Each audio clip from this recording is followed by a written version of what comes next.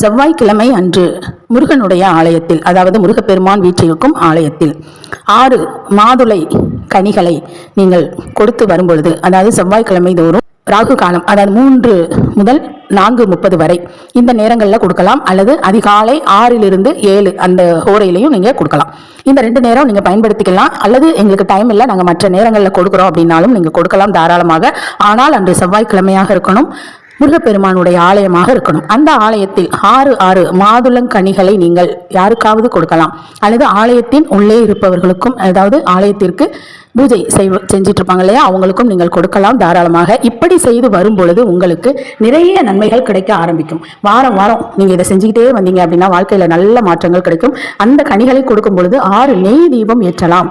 நல்ல புது அகல் விளக்கு வாங்கி அதை சுத்தம் செய்து அந்த 6 தீபங்களும் ஏற்றி இந்த 6 மாதுளங்கனிகளை நீங்கள் கொடுக்கும் பொழுது நிறைய நன்மைகள் நீங்கள் கேட்டது